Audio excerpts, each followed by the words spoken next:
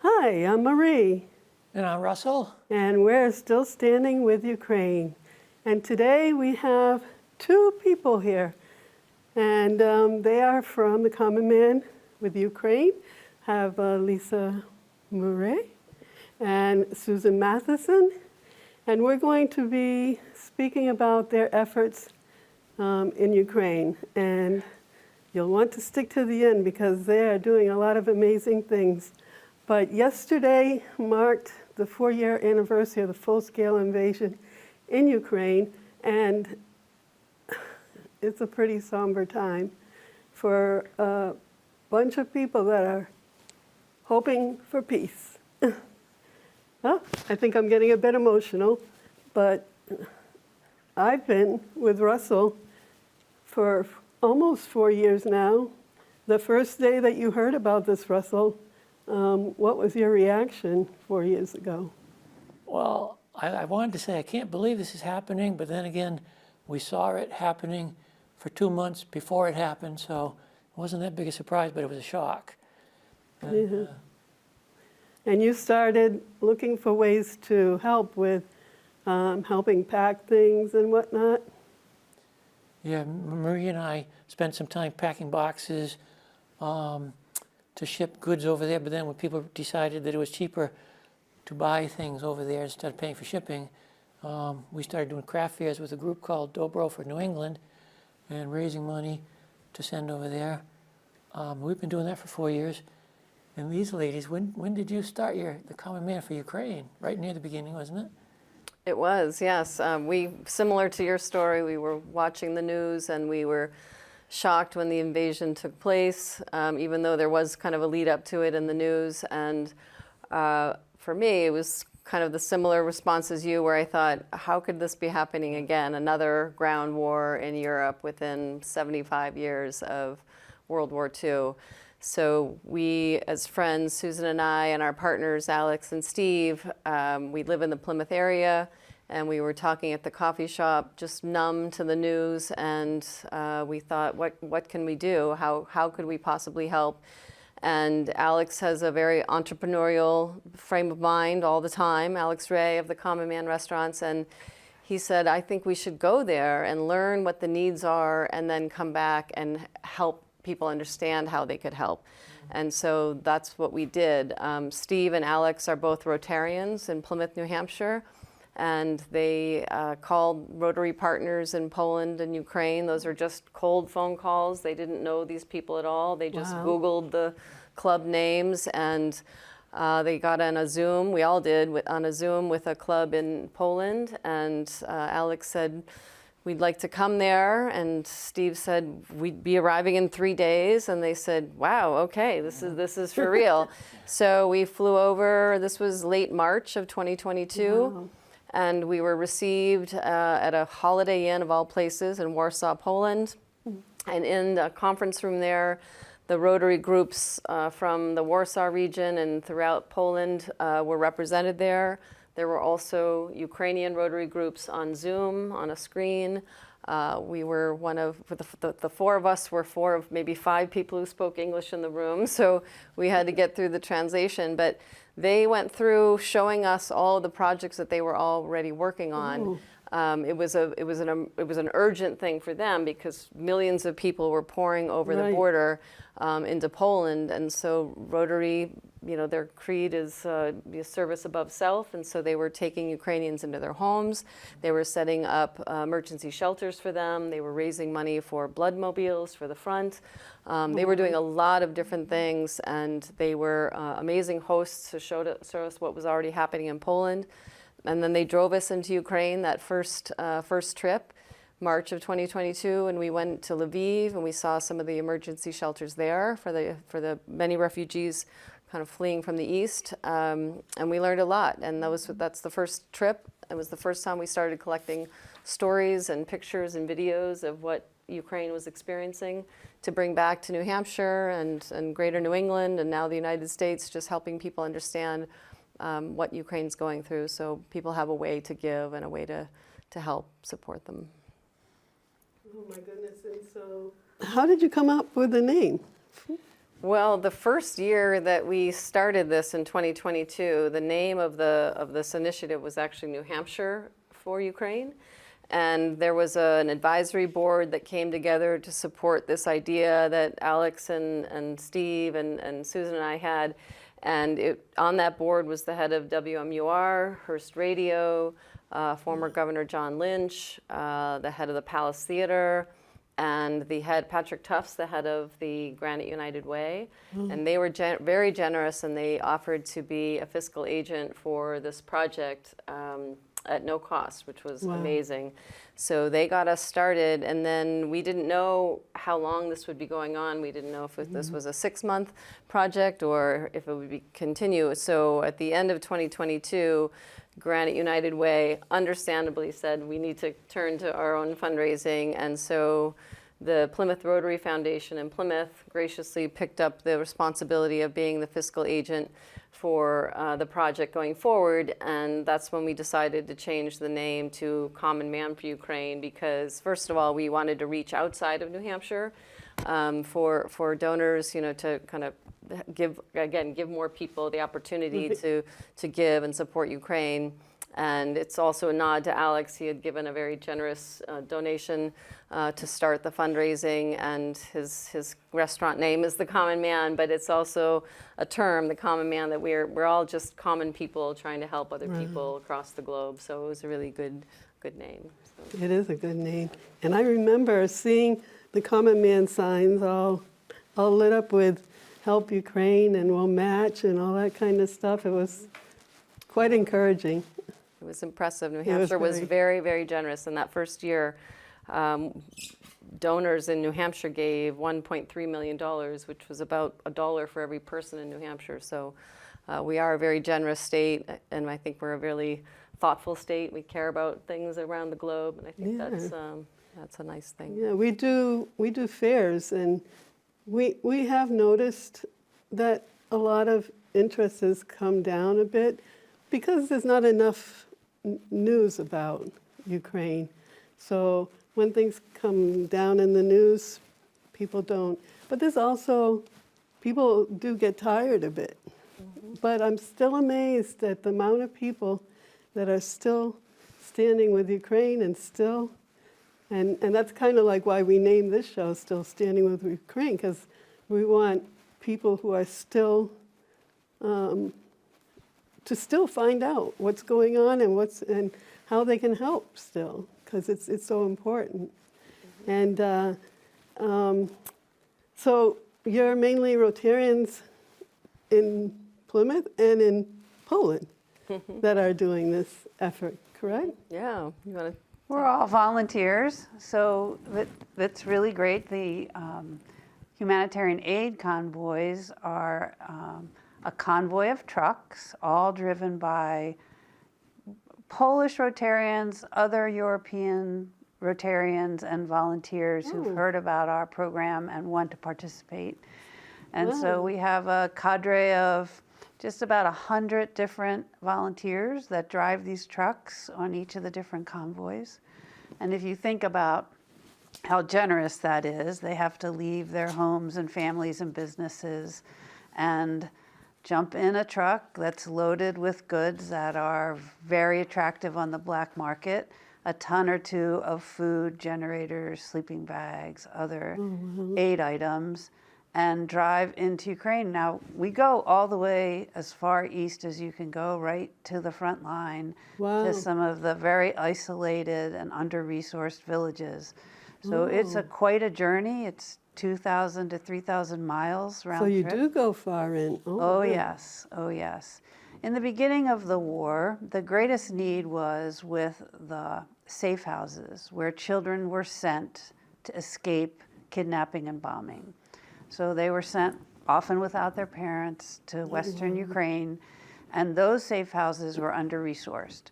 It was a sudden war. They weren't ready to deal with 2.5 million displaced children, and so they took over abandoned buildings, monasteries, churches. They consolidated school buildings so kids could live in one school, and then they have actual school in the other building every other day, and various models like that to stand up safe houses.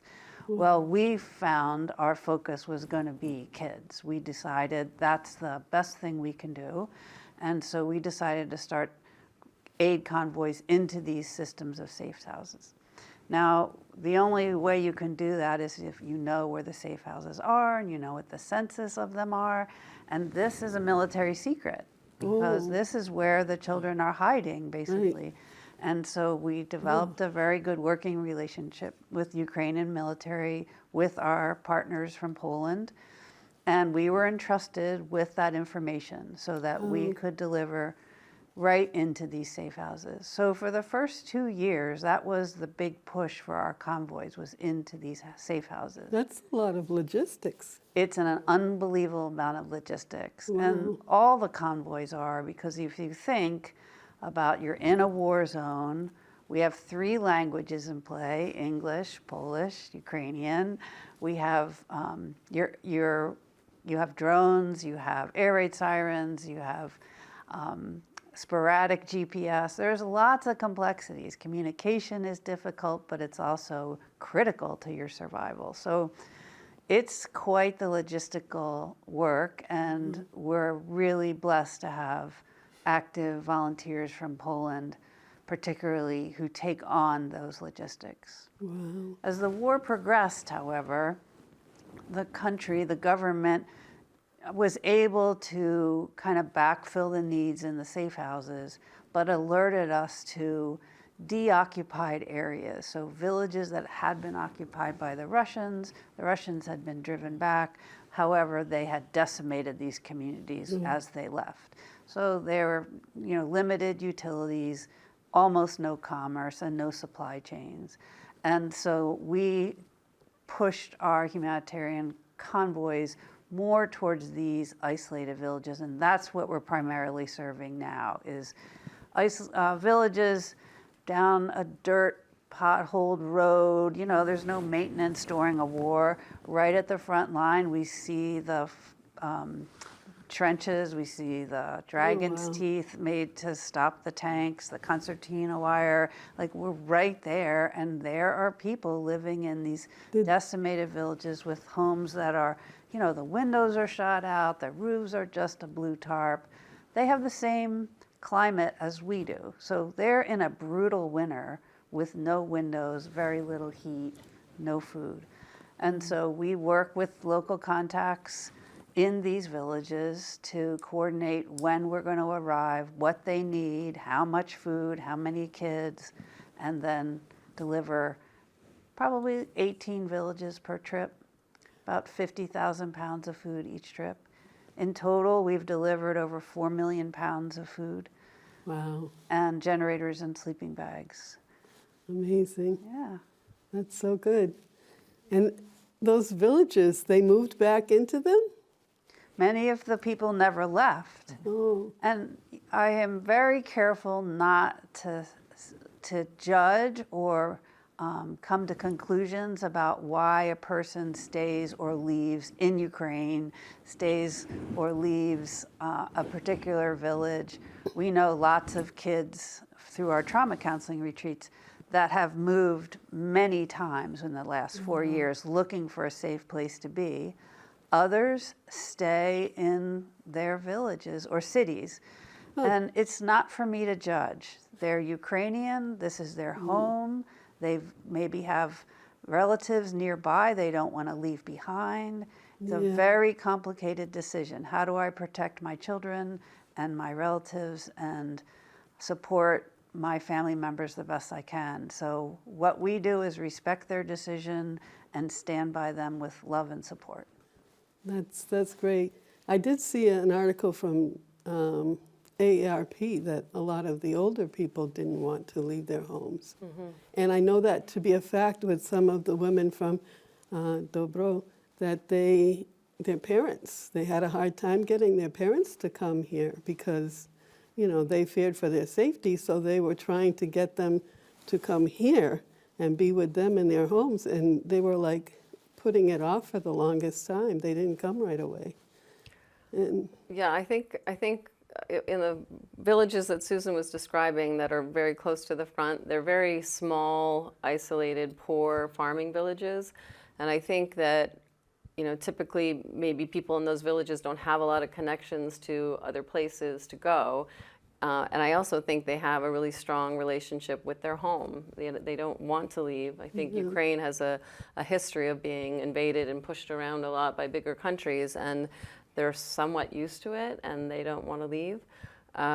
We met a woman in Kyiv on one of our earlier trips, and her name was Natalie or Natalia, and she was so interesting. She was probably in her 70s, and she was a Rotarian in Kyiv, and so she was one of our hostesses, if you will, showing us the city. And she said when the Russian soldiers were marching on Kyiv, which I didn't really understand until she told me that they were marching down the streets of Kyiv, her son and his wife called and said, "Mom, we're leaving. We're taking the kids. Pack up." And she said, "I'm not leaving.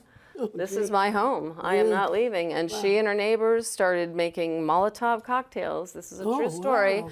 Throwing them at the Russian soldiers, and she proudly, stood with her neighbors and stood their ground. So everybody has a different, as you said, that everyone has a different reason to do what they do, and Oh my the goodness, Ukrainians have a really powerful spirit. So you see that a lot. Oh, I have a bunch of pictures here that I kind of wanted to go over. We will be having another little talk that you'll be able to see after this one.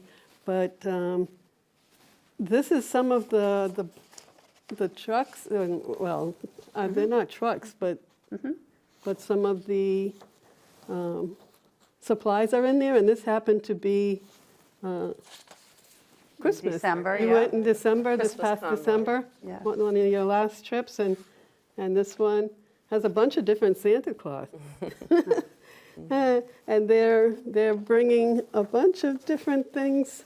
I had another one here where there was a little girl. This was earlier. I guess it got mixed up. I thought there was, here she is. I don't know if this was an earlier one or also at Christmas, That's a Christmas convoy. Yep. because it looks like she has a wrapped up gift. Yeah. So And- those gift boxes are donated by Rotary Club in England, and they pack up thousands of these for us. They're age and gender specific, so we can match the right kind of gifts to the right kind of recipient.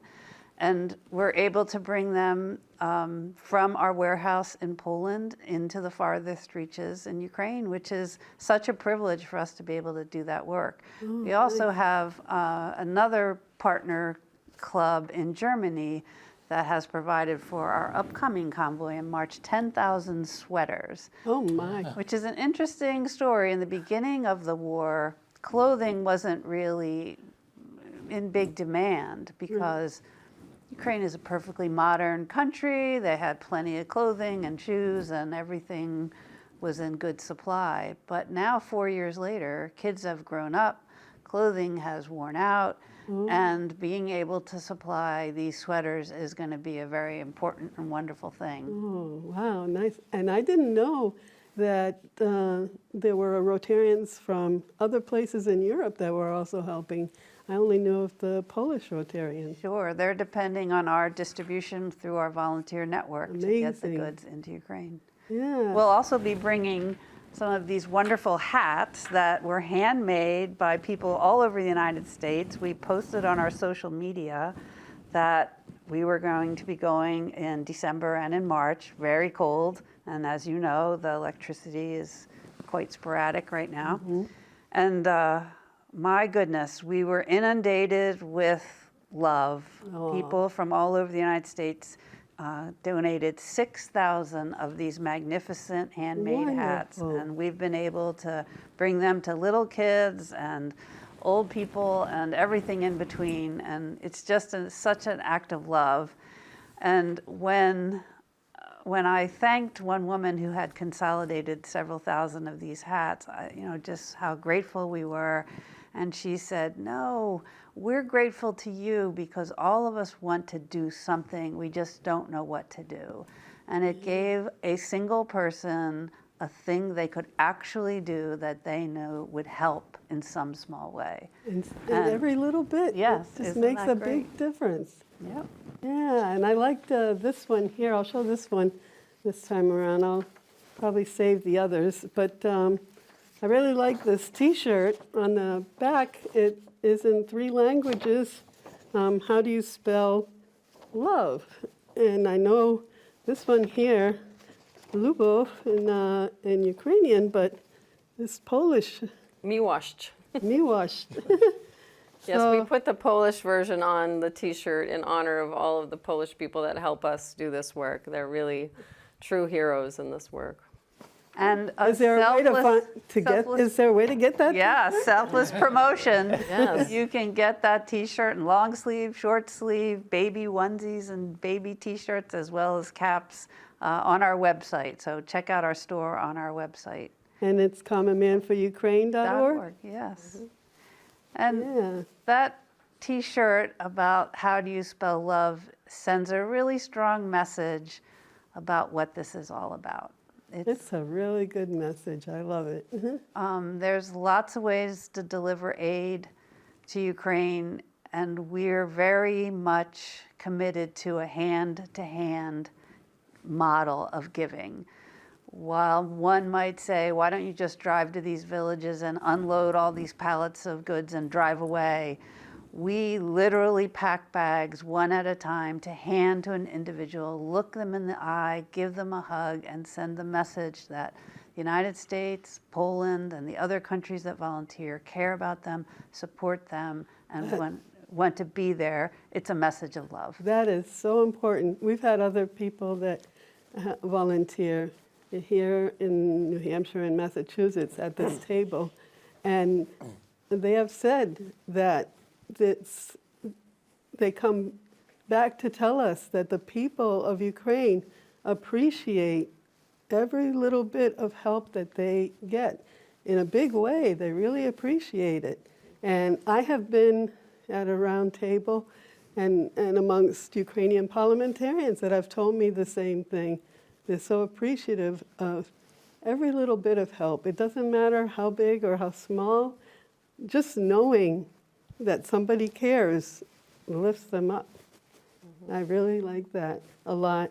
We don't have too much time, but I wanted to kind of go into a little bit about art, because I started helping Ukraine through my art. And I saw this on your website, and this young boy, I guess he was interviewed by NBC. Yeah. And so can you tell me a little bit about this Susan story? knows Robbie better than I do, so you should tell the Robbie story. Robbie's a great story. He was 5th grader when he did this, and he decided he wanted to do something for Ukraine, and he had read about us on social media, and he decided that he would make these cardboard flags out of construction paper and sell them at his school for $1 each. And lo and behold, he sent us an envelope with $48 in it. Oh, that's so which nice. was so sweet. And so we contacted the television stations to share this great story of a kid doing what he could. Right. Which is, if everyone in the world does what we can to make the world a better place, we'll all be better off. I love And that. sure enough, what happened was people saw the story on the TV and sent us donations. They said, wow, if Robbie can do that, we want to be like Robbie. We want to do what we can do. So people sent $10, $20, thousands of dollars. He inspired lots of giving and made a real difference. Amazing. In our next segment, I hope we'll talk about our other very important program, which has to do with Yum. children's and widows' retreats. Yes, we definitely have to go over all of that. Before we go to the other, in the last minute, I wanted to talk about March